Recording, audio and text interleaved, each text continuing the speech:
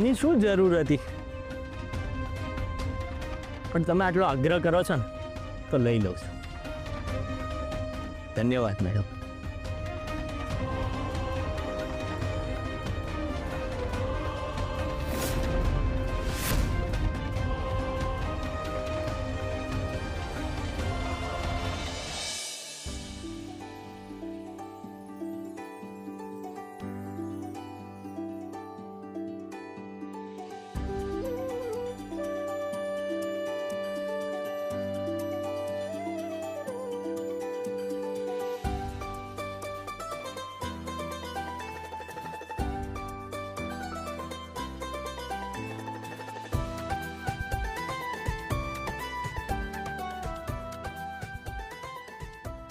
હા હા હા હા, શું મસ્ત લાપસી છે.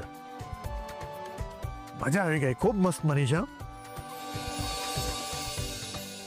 સાચું કહું તો નાનપણથી મને મમ્મીના હાથની લાપસી બહુ જ ભાવે છે. ફૂડ ઇન્ડસ્ટ્રીમાં ટેસ્ટ મેન્ટેન કરવો ખૂબ મહત્વની બાબત છે. લોકો તમારા ટેસ્ટને કારણે વારંવાર તમારી પાસે આવતા હોય છે. હા રાજેશભાઈ, એકદમ સાચી વાત છે. અને ક્રિશ પણ મારી પાસે એ જ શીખ્યો છે. આજ સુધીમાં ક્રિશે અમને ગાજરનો હલવો જેટલી વાર પણ બનાવીને ખવડાવ્યો છે ને, એટલી વાર સેમ ટેસ્ટ આવ્યો છે.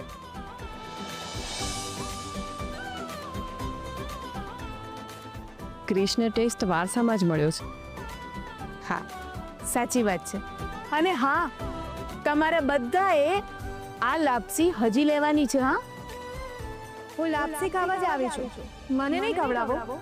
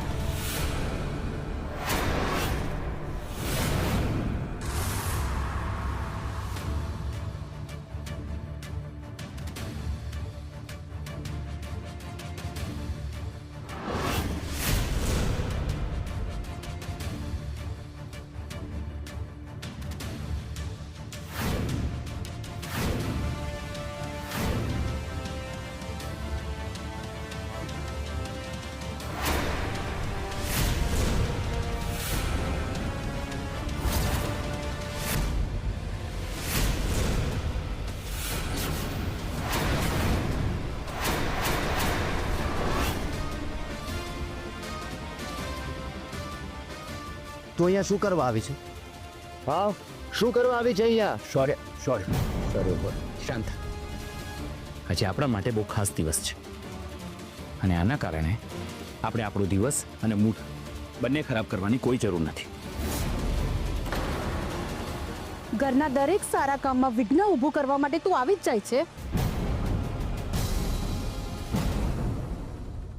આપણા ઘરની બધી વાત આને કઈ રીતે ખબર પડે છે?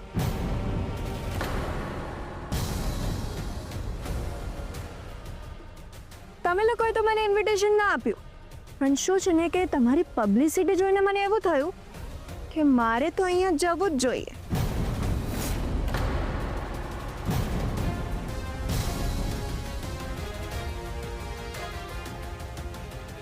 વૃંદાવન ક્લાઉડ કિચન,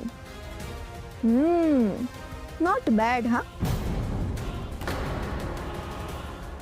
અરે એટલે જ તો આજે તમારા બધાને વેલ વિશર બનીને આવી છું હું.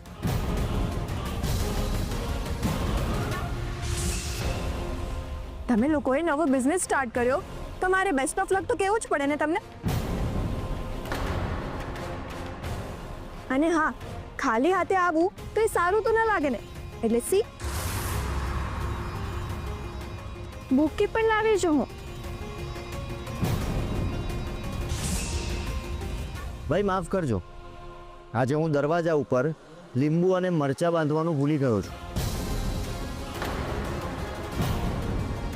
અને અમુક લોકોની નજર અને પગલાં છે ને એ બહુ જ અશુભ હોય છે. એટલે આપણે એવા લોકોથી ચેતતા રહેવું પડશે ભાઈ. Thank you so much. મને અશુક કહેવાથી તમે લોકો ખુશ થાઓ છો તો આના કરતાં વધારે ખુશીની વાત મારા માટે છે જ નહીં. ખરેખર લોકોની ખુશી જોઈને તને ખુશી થાય છે ખરી? નાનપણથી આજ સુધી તે કોઈનો પ્રસંગ બગાડ્યો ન હોય એવું બન્યું નથી. લોકોને ખુશ જોઈને તું જેલેસ ફીલ કરતી હતી અને સામેવાળાને દુખી કરતી હતી. અને આજે પણ તું એવી જ છે. શું કરું? તમારા જ તો સંસ્કાર મળ્યા છે મને. એ છોકરી, અમે તને સંસ્કાર તો સારા જ આપ્યા હતા, પણ તારામાં જ અમારા સંસ્કાર ગ્રહણ કરવાની ત્રેવડ નહોતી.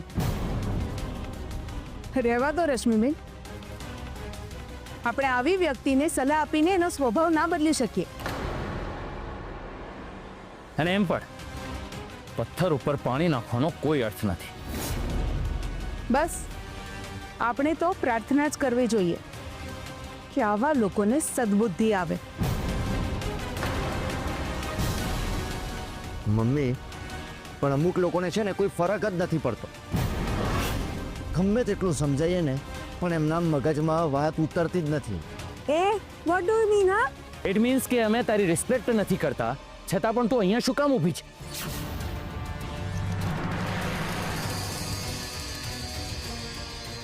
અરે અરે અરે, તમે લોકો તમારો નવો બિઝનેસ સ્ટાર્ટ કરવા નીકળ્યા છો અને પહેલા જ દિવસે પહેલી જ કસ્ટમર સાથે આવી રીતે વર્તન કરો છો.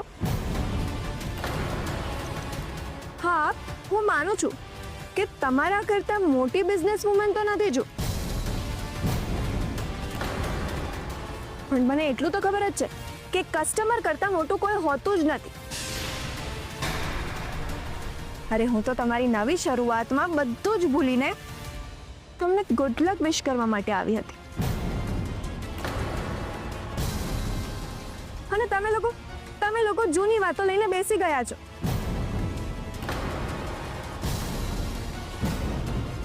પણ કઈ વાંધો નહીં, મારું દિલ બહુ જ મોટું છે, એટલે જાઓ, માફ કર્યા તમને લોકોને.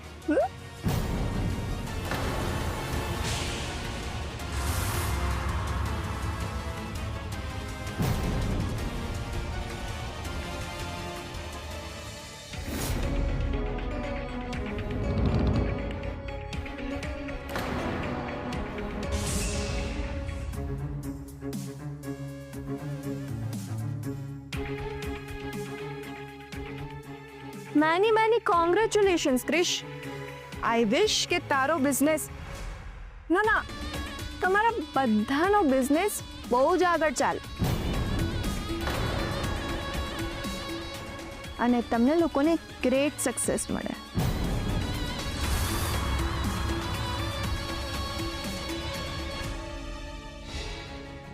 Thank you. પણ કિયારા, મારી છે ને તને એક રિક્વેસ્ટ છે. તારી નજર અમારા બિઝનેસથી દૂર રાખીશ ને તો પણ અમારો બિઝનેસ સારો જ ચાલશે.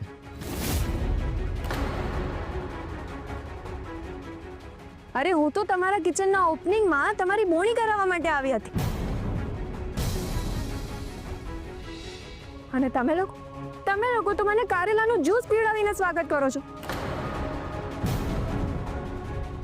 બોલો, શું ખવડાવશો મને? આઈ મીન તમારી પહેલી કસ્ટમરને.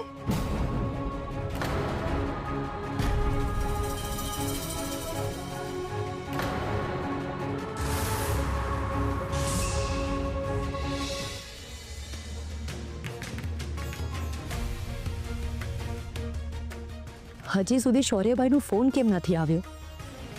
ક્રિશ તો ઘરે આવી ગયો છે, પણ એક્સિડન્ટમાં જે છોકરાનો જીવ ગયો હતો એનું શું થયું હશે? અને ન્યૂઝપેપરમાં તો એ છોકરાએ સુસાઇડ કર્યું હોય એવું આવ્યું હતું. હું શૌર્યભાઈ સાથે વાત કરું છું, એ કિયારાને ખબર પડી ગઈ તો એ મને ઘરની બહાર કાઢી મૂકશે.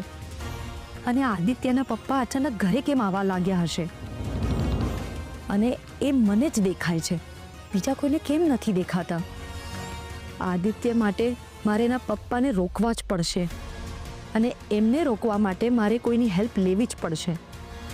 પણ હું કોની હેલ્પ લઉં?